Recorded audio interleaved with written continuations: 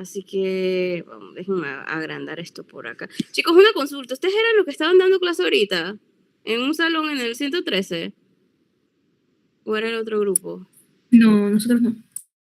Ok. Es que ella estaba preocupada pensando que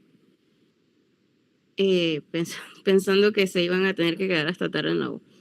Ok, déjenme agrandar acá. Acuérdense que cuando yo agrando no los puedo ver a ustedes. Tengo el micrófono abierto, ¿verdad? Sí. Entonces, si por alguna razón se me entrecorta, no se escuchó bien, o se paraliza la diapositiva, o no la pueden ver, o lo que sea, o si se me desconecta o algo, me avisan por fin, me pegan el grito. Bien, entonces, recordando que el embarazo se puede contar o en semanas o en trimestres, ¿sí? Acá vamos a ver las complicaciones del embarazo más usuales. Ciertamente se dividen por trimestres, pero eso no quiere decir que de repente en un trimestre, o sea, que exclusivamente en este trimestre pasa esto. Esto puede pasar en cualquier trimestre, simplemente que es más común, es más usual que pase en el trimestre que se los voy a ir explicando, ¿ok? De nuevo, trate de ponérselo lo más preciso, lo más conciso posible y vamos a comenzar con el primer trimestre. Que el primer trimestre hay 3 patologías que son la causa obstétrica más importante. Siempre se me olvida comentarles que se acuerden que en mis diapositivas, algunas diapositivas, no todas, tienen notas abajo para que ustedes puedan leer como que un poquito más. Por lo menos esta no tiene, pero esta de acá sí tiene. Entonces, para que lean un poquito más acerca de lo que se explica en la misma diapositiva, lean las notas. Hay veces que el PPT se les abre así, ustedes se van al borde inferior y deslizan hacia arriba y ahí les va a salir las notas para las diapositivas que tengan notas, ¿ok? Creo que esas notas no se ven en el celular o no estoy segura, pero sé que cuando lo abren en computadora sí lo pueden ver bien, así que por si alguien quiere leer un poquito más acerca del tema, las notas, en las notas suele haber más información, ¿ok? Entonces, les decía, las 3 patologías, hay 3 patologías obstétricas que son súper importantes, que son las más usuales en el primer trimestre del embarazo. Y la primera patología per se viene siendo lo que es el aborto, ¿ok? El aborto es más, puede pasar en cualquier trimestre, sí, pero es más común que pase en el primer trimestre, porque el primer trimestre recuerden que es desde la semana 1 hasta la semana 12. ¿Y qué pasa en esta semana? Que en estas semanas que el útero para este entonces todavía no ha rebasado la pelvis. Y la mayoría de las mujeres, no voy a decir que todas, pero muchas mujeres son un poco despistadas, vamos a decirlo así, con su ciclo menstrual y no llevan un debido control del mismo. Entonces, la mayoría de los embarazos, las mujeres no saben o están en periodo de negación o no se percatan que están embarazadas. Y usualmente empiezan a preocuparse y empiezan a hacerse las pruebas de embarazo después del 4.º mes. Y ya después del 4.º mes ha pasado la semana 12 o cuando empiezan a veces la, entre comillas, pancita porque el útero rebasa la pelvis. Entonces, el primer trimestre es demasiado importante porque es cuando el embrión apenas se está formando. ¿Esto qué quiere decir? Que la criatura está mini, está chiquitita, ¿sí? Y en el primer trimestre es cuando más cuidado hay que tener porque como apenas se está formando es cuando más pueden suceder errores embriológicos, ¿ok?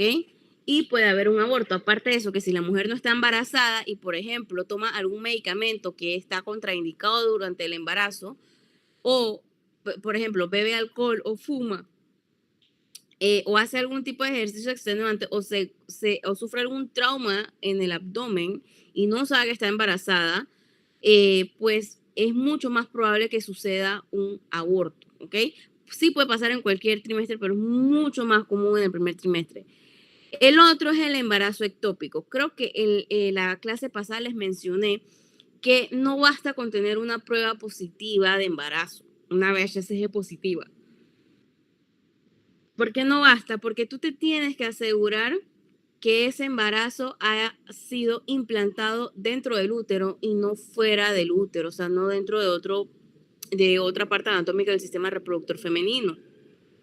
Entonces, apenas la mujer tiene la prueba de embarazo positivo, asimismo, enseguida hay que mandarle el ultrasonido para poder asegurar que ese embarazo no es ectópico, que ese embarazo de hecho está dentro del útero. Y es que muchas mujeres dicen de que, es que el ultrasonido es caro porque vale $30. Es que lo que pasa es que, y a veces llegan a parir y ni siquiera se han hecho una prueba de embarazo. Entonces, pasan el tiempo, pasan las semanas y adivina que ese embarazo ectópico va a seguir creciendo.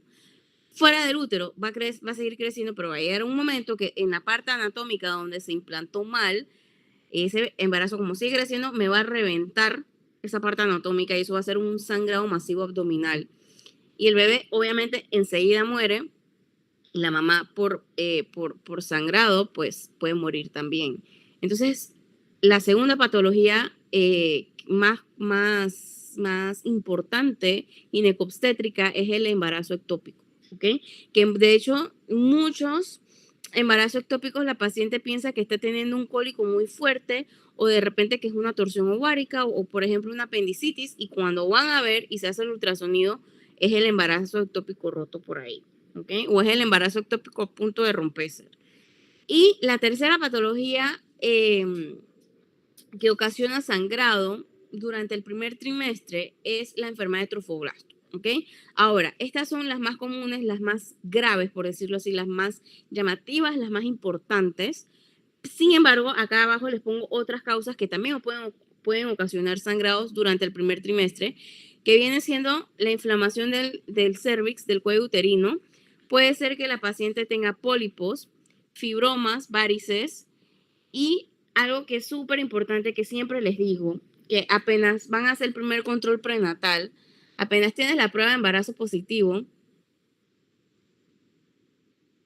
tienes que mandar laboratorios a tu paciente. Porque si no, no sabes, no sabes si, por ejemplo, la paciente tiene un trastorno de coagulación. Hay pacientes que, aunque usted no lo crea, nunca jamás se han hecho una prueba de laboratorio. Parece increíble, pero es que cuando ustedes vayan a su centro de salud, se van a dar cuenta.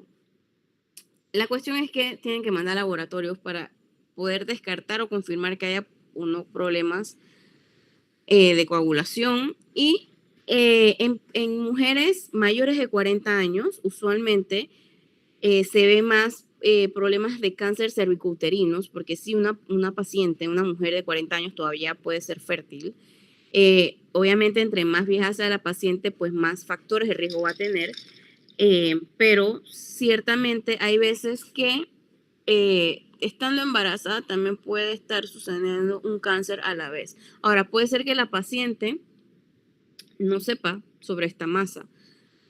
Y eso también se ve en el ultrasonido. En el ultrasonido no solamente vamos a ver al bebé, sino que también tenemos que ver toda la anatomía reproductora de la mujer para asegurar que estas cosas no vayan a suceder. Sobre todo, como les digo, en pacientes que ya son un poquito más adultas, más mayores de 40 años, como les dije. Entonces, algo muy importante que tienen que tener en cuenta es la definición de aborto como tal. ¿Ok? Acuérdense que el aborto es cuando hay una interrupción del embarazo per se. Usualmente el feto tiene que estar ya sea de 20 semanas o antes y tiene que pesar menos de 500 gramos, ¿ok?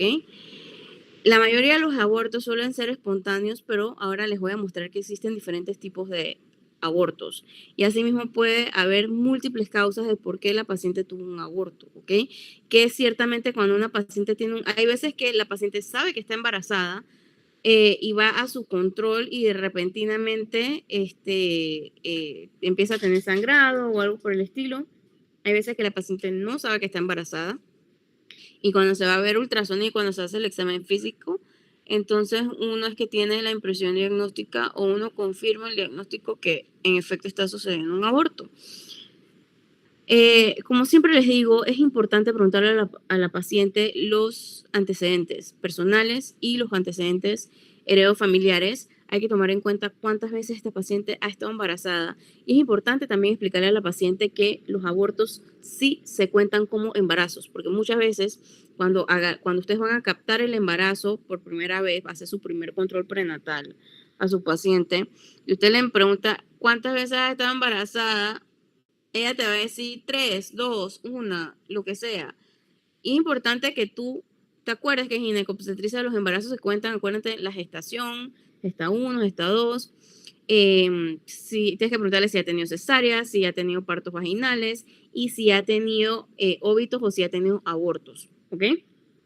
Entonces, los abortos, es importante explicarle a las pacientes que los abortos sí se cuentan como embarazo, que lastimosamente ese embarazo, entre comillas, se perdió y que el bebé al final no pudo nacer completo y sano, es una cosa, pero sigue siendo un embarazo. Entonces, eso hay que contarlo y es súper importante dentro de los antecedentes. Y también a las pacientes que tengan enfermedades crónicas, hipertensión, diabetes, que se les conozca que ya tiene algún tipo de masa, ya sea pólipos, fibromas, miomas también pueden ser. Esas pacientes hay que explicarles que si quedan embarazadas o en caso tal de quedar embarazadas, el control prenatal que ellas tienen que tener tiene que ser muy explícito, tiene que llevar un seguimiento muy cercano. Hay que tener mucho cuidado con ese tipo de embarazo porque estas masas pueden ocasionar que ese embarazo termine en aborto y eso es algo que no se quiere. Entonces son controles prenatales que hay que seguir muy así como quien dice con la lupa. Igual las pacientes con síndrome de ovario poliquístico y las pacientes que tienen algún trastorno psicológico o psiquiátrico. Y dentro de eso, obviamente, entran las adicciones de alcohol, de drogas, de cosas que se fumen.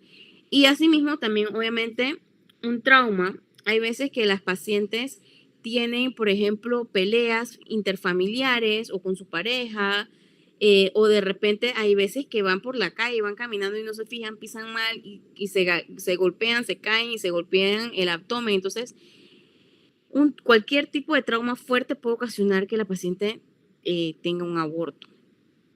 Hay algo que hay que tener mucho cuidado que es con el síndrome ovario poliquístico, que hace nada, el síndrome ovario poliquístico le acaban de cambiar el nombre o acaban de reformular el nombre de síndrome ovario poliquístico. Eso tengo que actualizarlo porque eso fue literal hace unos días, que ahora le llaman síndrome ovario metabólico poliendocrino, ¿ok? Es como el sinónimo de síndrome ovario poliquístico, pero bueno, para que sepan qué es eso. Simplemente que ahora lo están estudiando más, pero algo súper importante, y por eso se los pongo de primerito, que tienen que tomar en cuenta es que el síndrome ovario poliquístico es cuando te salen muchas masas en uno o en ambos ovarios. Si tienes los dos ovarios comprometidos, obviamente dependiendo de la cantidad de masas y dependiendo, o sea, la cantidad de pólipos que tengas y el tamaño de los mismos, asimismo cada ovario puede quedar perjudicado a nivel de esterilidad, o sea, a nivel de funcionalidad. Puede ser que vayas teniendo un problema de esterilidad porque uno o ambos ovarios no pueden estar funcionando al 100% y eso va a ocasionar que la paciente tenga un nivel de esterilidad. Y digo nivel de esterilidad porque hay veces que, por ejemplo, los pólipos solamente están en un ovario o son tan pequeños y los ovarios todavía son funcionales, simplemente que hay que darle un mejor seguimiento a esa paciente, un mejor control para que pueda quedar embarazada o a veces clínica de infertilidad se tiene que apoyar a la paciente en esto. Y asimismo una paciente que tenga una enfermedad de base, como les acabo de decir, por ejemplo, lo más típico es diabetes gestacional y presión arterial y o que el embarazo, acuérdense que en el embarazo hay cambios hormonales y estos cambios hormonales pueden ocasionar que por culpa del embarazo la paciente vaya a tener una hipertensión o una diabetes gestacional. Acuérdense que para que sea presión arterial gestacional, hipertensión gestacional, perdón, o diabetes gestacional, obligatoriamente esa anomalía se tuvo que haber encontrado después de la semana 20 de embarazo. ¿Sí? Si fue antes de la semana 20, muy probablemente esa paciente ya sufría de diabetes o de hipertensión y esa anomalía tiene que mejorar semanas después del posparto. Si los valores no mejoran, ¿sí? Ya sea de la glicemia o de la presión arterial, si los valores no mejoran, eso quiere decir que ella ya era diabética y no lo sabía, o ya era hipertensa y no lo sabía. Entonces, nacimiento prematuro, también las pacientes con síndrome ovario poliquístico también tienen riesgo de tener abortos espontáneos, de que o que haya un parto prematuro o que haya alguna anomalía genética. Y también están full asociados con problemas de hígado graso, de esteatosis hepáticas. Acuérdense que esta es no alcohólica porque hay esteatosis hepática que es por culpa de beber exceso de alcohol. En este caso no es por alcohol. Y también el síndrome ovario poliquístico está muy ligado a la apnea del sueño. Por eso es importante incluso preguntarle a las pacientes, sobre todo en el primer control prenatal, cómo es la salud de su sueño. Si pueden dormir bien, si roncan mucho, si se despiertan con sensación de falta de aire, si sufren de, como les dije anteriormente, algún trastorno psicológico, por ejemplo, ansiedad, si sufren de depresión, si están tomando algún medicamento, si entre comillas son tienen algún tipo de irregularidad menstrual o tienen sangrados, porque acuérdense que la irregularidad menstrual es tener sangrados fuera de tus días de sangrado en tu ciclo menstrual.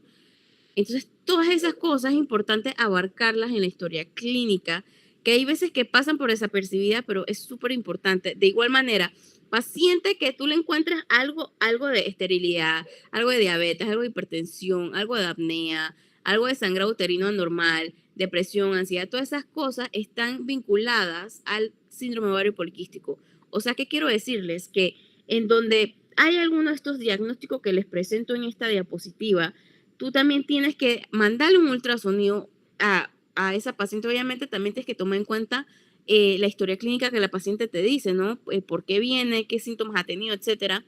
Porque toda esta cosa está full ligado al síndrome ovario poliquístico. Y hay veces que la paciente ni por enterada que sufre de síndrome ovario poliquístico. Entonces, aquí les pongo todos los tipos. Esto es como un súper mega resumen de los abortos. Acá les pongo todos los tipos de abortos que existen.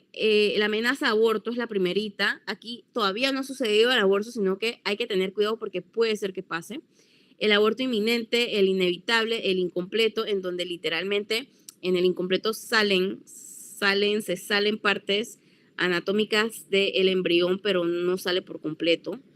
El embarazo completo, el embarazo séptico, que ustedes ya saben que eso es con infección, y el aborto diferido, embarazo no, aborto, disculpen. Entonces aquí les pongo cuál es la diferencia uno con otro, porque muchas veces el caso clínico te va a dar los hallazgos, como siempre les digo, y la pregunta probablemente diga cuál es la impresión diagnóstica que tienes. Entonces ahí te van a poner todos los tipos de aborto. Entonces aquí traté de resumírselos de manera bien puntual y como bien específica cómo es cada tipo de aborto, ¿ok? Y de qué se te va a quejar la paciente en cada tipo de aborto. Entonces, en la amenaza de aborto, la paciente se va a quejar bastante de muchos cólicos y cuando le preguntes que si ha tenido algún tipo de sangrado, la paciente te va a decir que sí, pero poquito.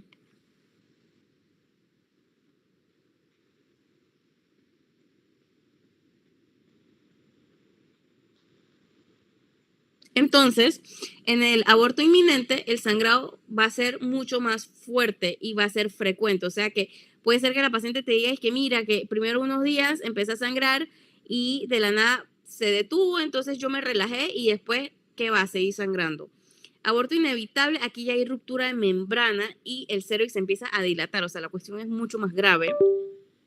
En el embarazo incompleto y completo, literalmente, como les dije, hay expulsión del embrión del feto, dependiendo de cuántas semanas de embarazo tenga. Literalmente partes anatómicas salen, ¿sí? La diferencia está que en el incompleto no sale todo el bebé y para poder saber si salió completo o no, porque a veces la paciente no sabe, tienes que hacerle un ultrasonido para ver cómo está eso.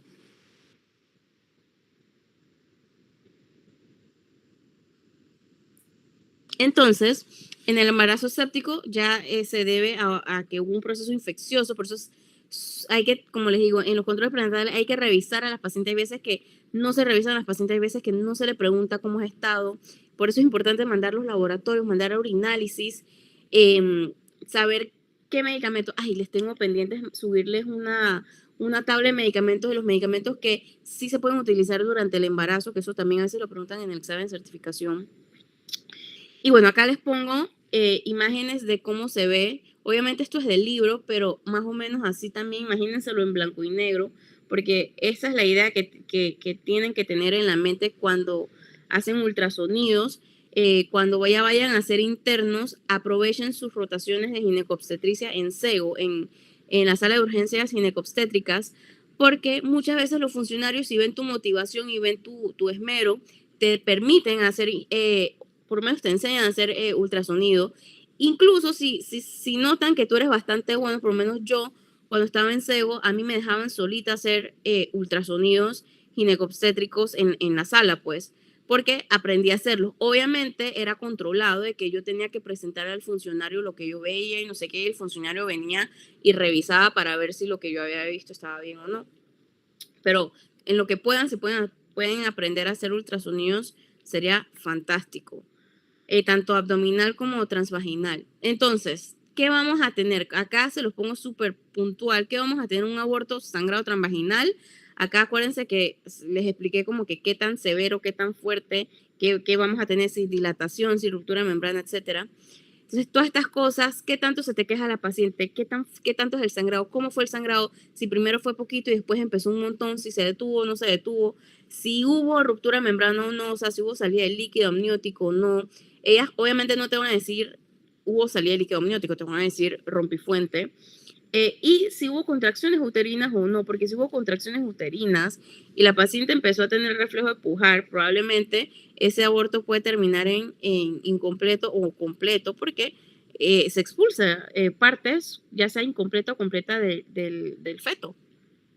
Así que, como siempre les digo, lo primerito que tienen que hacer es establecer una buena relación médico-paciente antes de empezar tu historia clínica, porque acuérdate que tú no sabes esta paciente por lo que haya pasado, tú no sabes si pasó por algún tipo de maltrato, por algún tipo de accidente, si ella no quería ese embarazo, si fue una violación y se tomó un medicamento, o si trató de hacerse daño para sacarse ese bebé. Todas esas cosas importantes es muy importante tener esa parte humana con los pacientes ginecobstetras y bueno, proceder a hacer el ultrasonido y también hacerle su prueba de embarazo, pues es súper importante. Acá les pongo un cuadro comparativo de qué hacer si tengo una amenaza de aborto. Acuérdense que una amenaza de aborto no, o sea, todavía tenemos criatura dentro viva, ¿ok? Todavía tenemos ese feto vivo. Entonces, lo más importante con la amenaza de aborto es darle un reposo relativo a esa paciente. Hay veces que se manda por un tiempo reposo absoluto, porque dependiendo qué tan fuerte, qué tan grave es la amenaza de aborto, ¿no? Y también la abstinencia sexual, porque si tienes una amenaza de aborto y estás teniendo relaciones sexuales, el pene puede, en la penetración, el pene obviamente golpea el cervix y ese estímulo puede hacer que el cervix se comience a dilatar y entonces vas a tener un aborto. O sea, pasas amenaza aborto a aborto. Entonces, por eso es que se solicita la abstinencia sexual. Y es súper importante explicarle esto tanto a la paciente a la pareja o a las parejas que la paciente tenga.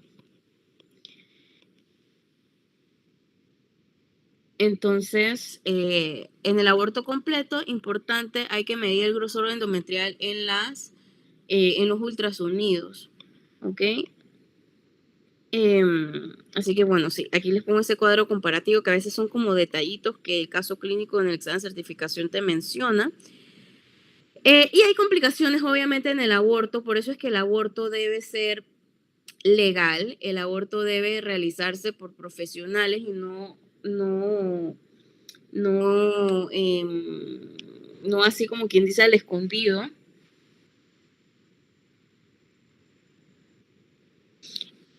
Porque el aborto mal realizado puede llevar a una coagulación intravascular diseminada, que es algo patognomónico de la coagulación intravascular diseminada, es que van a haber estas manchas purpúricas grandes en todas las extremidades de la paciente. Y algo importante, donde usted vea estas manchas en las extremidades de la paciente y está embarazada, tú de una vez lo primerito que tienes que pensar es que esta paciente está teniendo un aborto o que tuvo un aborto. ¿ok? Entonces, son cositas que a veces uno no hace el clic porque de repente no la sabe, pero estas manchas no son normales, no son normales. Problema, full ves estas manchas moradas, de una vez tienes que pensar que hay problema de vascularidad, y si está embarazada ya sabes que full tienes que pensar en aborto. Si es un aborto séptico, tienes que buscar foco y tienes que ver qué tan grave está la paciente, porque pues si está séptica, incluso la paciente en el peor de los casos se puede morir.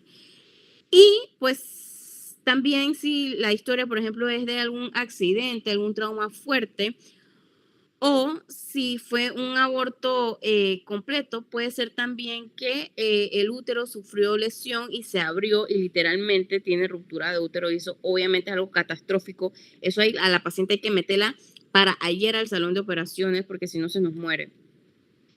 El embarazo ectópico, acá les pongo, obviamente ya se los dije, esa implantación está fuera del útero, está en otra parte anatómica del sistema reproductor. No es tan frecuente como parece, pero es bien silencioso, o sea, y es bien triste también porque la paciente está, en el caso tal que desee el embarazo o que estaba o que ha tenido problemas para quedar embarazada y por fin logra un embarazo y logra, entre comillas, logra un embarazo y logra la prueba de embarazo positiva.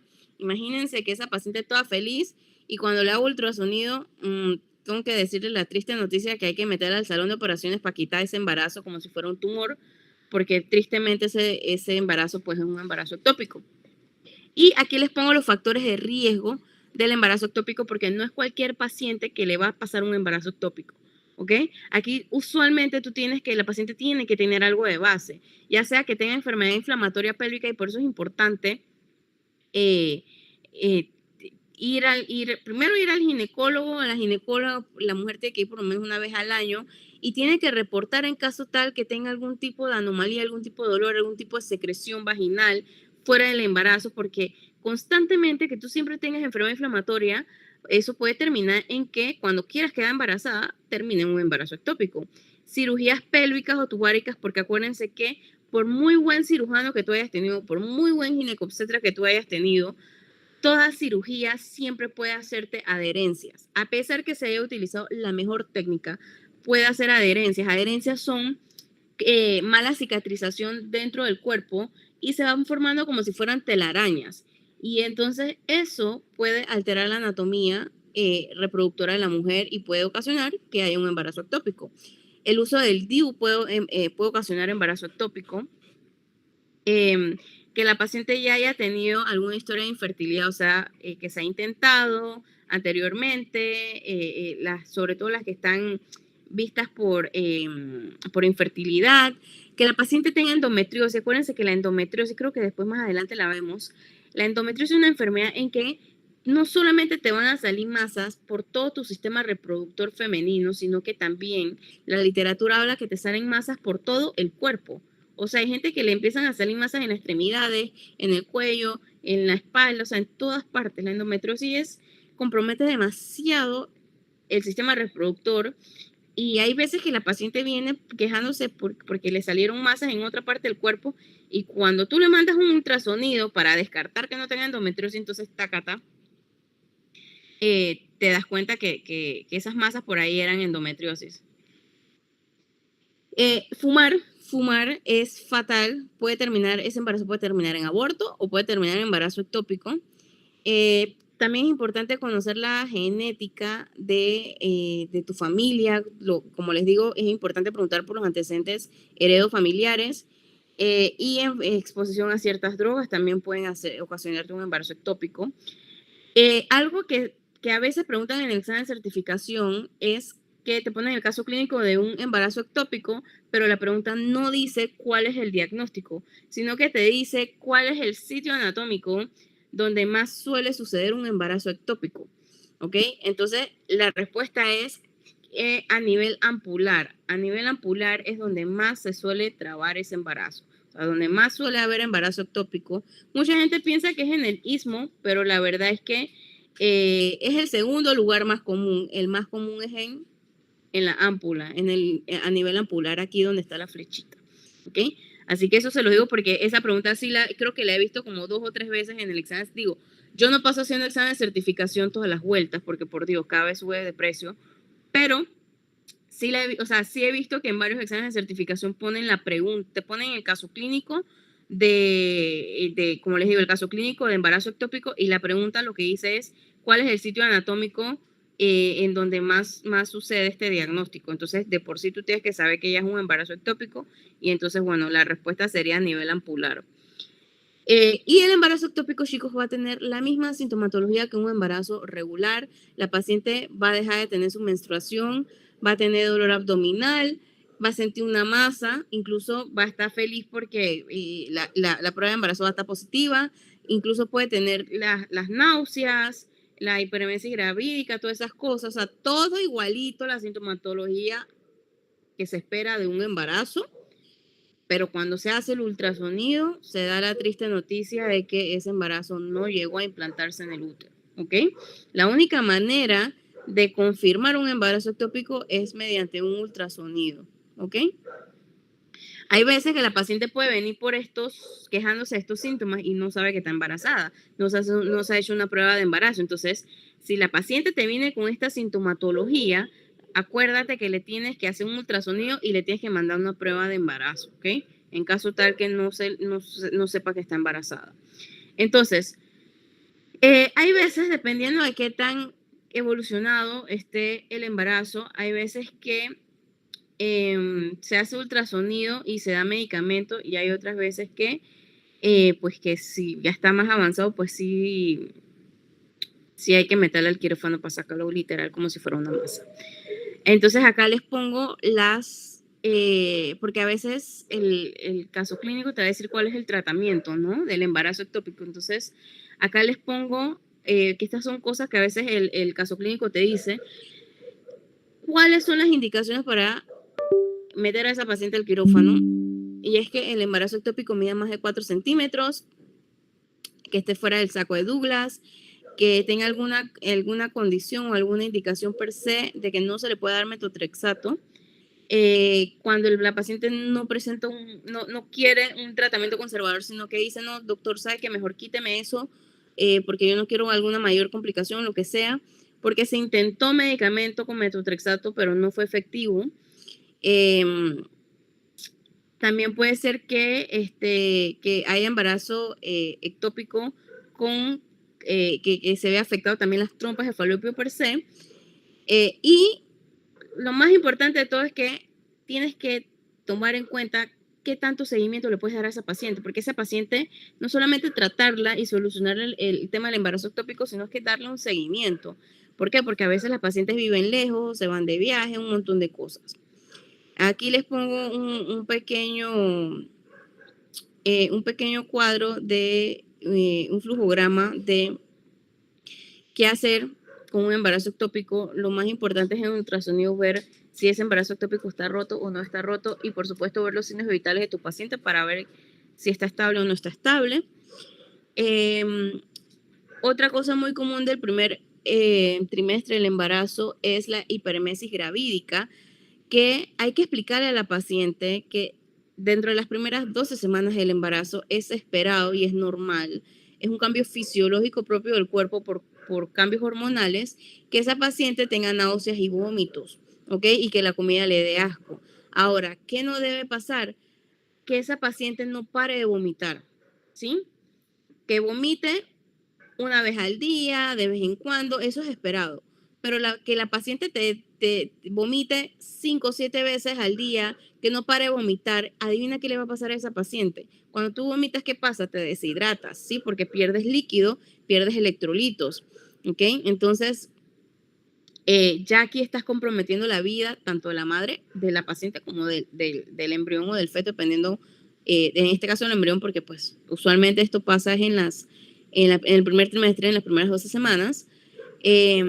Así que sí, hay que explicarle a la paciente que es esperado, que lo recomendable es no comer comidas grasosas, no comer comidas con ácido, etcétera. Pero ya obviamente si esto persiste y ya empieza a ser moderado severo, pues hay que reponer líquidos y hay que darle, si se le puede dar medicamento, por ejemplo, Gravol. Lo que sí hay que explicar a la paciente es que no puedo estar todos los días del embarazo dándole Gravol. Eso no puede pasar.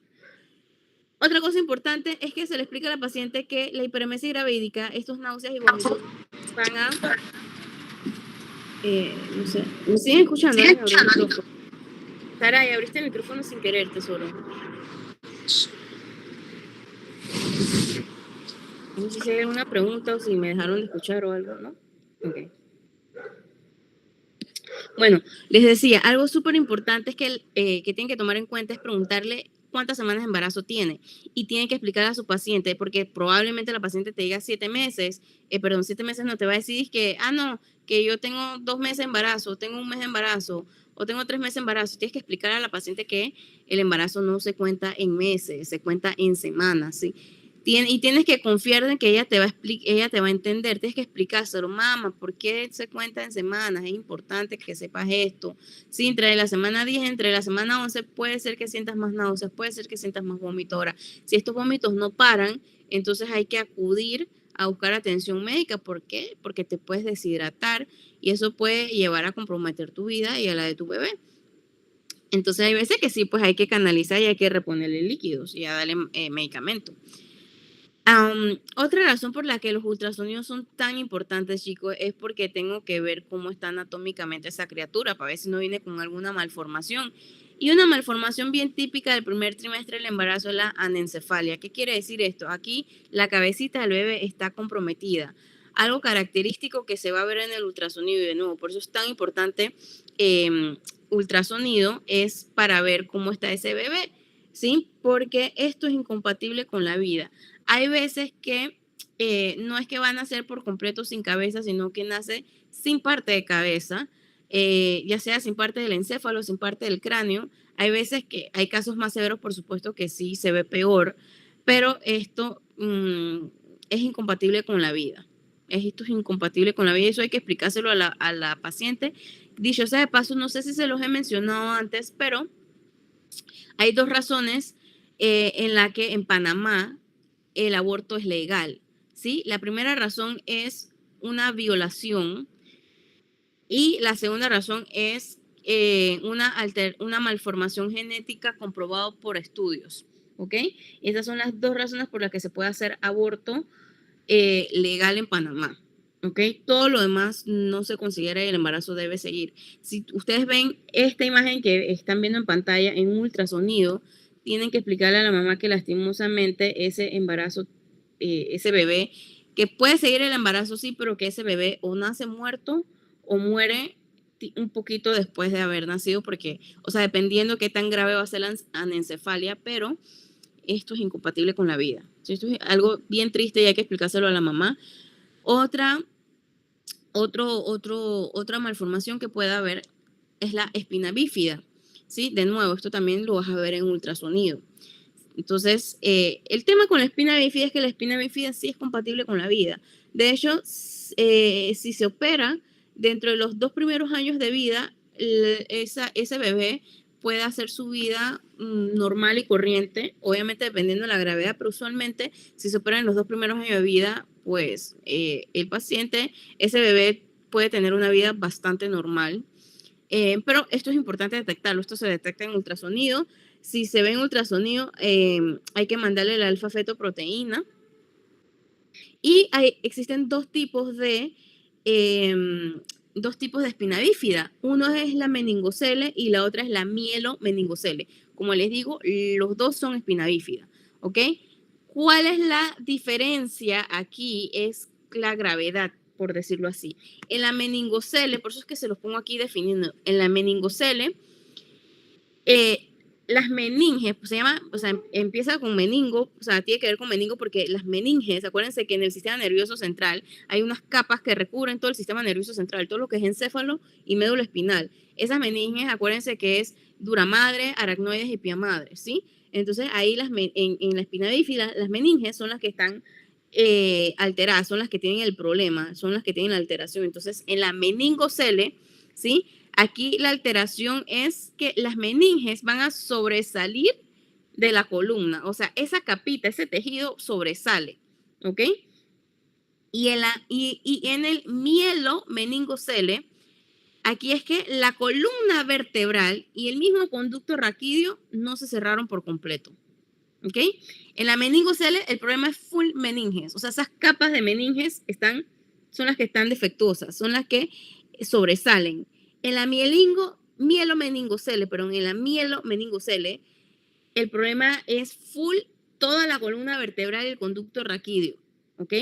Entonces, esta parte anatómica no se cerró correctamente y entonces ocurre esta protuberancia, esta abertura que pueden ver en la imagen esta de la diapositiva. Como les digo, ambas son operables, ¿ok? Ambas son operables, ambas se pueden reparar y son un éxito total si se reparan en los primeros 2 años de vida. Ya si te traen al bebé después de los años, sí hay como quien dice es un poquito más complicado, pero ya les digo, usualmente te van a traer al bebé antes de los 2 años. Entonces, la verdad es que esto tiene muy buen pronóstico. La espina bífida no es una razón para, para abortar. No es una razón para abortar. No es que no sea compatible con la vida. ¿Ok? Bueno. Me pasé un poquito de minutos, pero bueno, me gusta como quien dices a veces darle ejemplos y hablarles un poquito más porque sé que a veces, aunque tú creas que no estás prestando atención, tu subconsciente algo está escuchando de esta bochillona que te estoy explicando. Y hay veces que cuando te lo vuelven a repetir o lo vuelves a leer o lo vuelves a estudiar o lo ves en el caso clínico, tú dices que, hey, esto yo lo he escuchado antes, ¿ok? Así que bueno, creo que estas diapositivas, estas presentaciones, creo que todavía no se las he subido al Ágora. Lo que voy a hacer es que les voy a subir las 3, o sea, les voy a subir esta y les voy a subir las otras 2 de los otros 2 trimestres. La siguiente clase explicamos las demás, pero para que puedan ir leyendo, ¿ok? Y bueno, nada, chicos, ya saben que ahora estoy yendo a la universidad también los martes de 3:50 a 7:30 de la noche. Y los lunes también, de 3:50 a 7:30 de la noche. Así que por si acaso por ahí me ven y quieren que les ayude con algo o necesitan que les haga resumen, acuérdense que tienen mi correo, acuérdense que me pueden escribir con la ayuda que necesiten si necesitan alguna otra materia o si ven algún caso clínico que no comprenden o algo, con mucho gusto me escriben y yo les hago algún resumen o veo cómo les puedo ayudar, ¿ok? O si de repente tienen algún tiempo libre y yo tengo algún tiempito ahí en la universidad, unos minutos libres, también de repente podemos pedir un saloncito y ahí repasamos algo, ¿ok? Pero bueno, que sepan que yo siempre estoy a disposición de ustedes y como siempre les digo antes de terminar cada clase, yo estoy muy orgulloso de ustedes, que nada los tumbe. Sé que el examen de certificación, hubo un examen de certificación reciente, no sé si alguien ya lo habrá hecho, pero bueno, si en algún momento no consiguen la nota que quieren, no es el fin del mundo.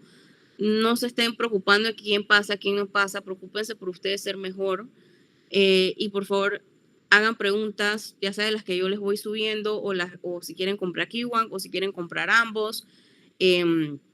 Como les dije, ambos es bastante bueno porque, o sea, Kiwan es súper bueno, pero ambos te hace el Kiwan en español, te da el Kiwan en español. Entonces, para aquellos que tienen problemas con el inglés, ambos es una buena opción.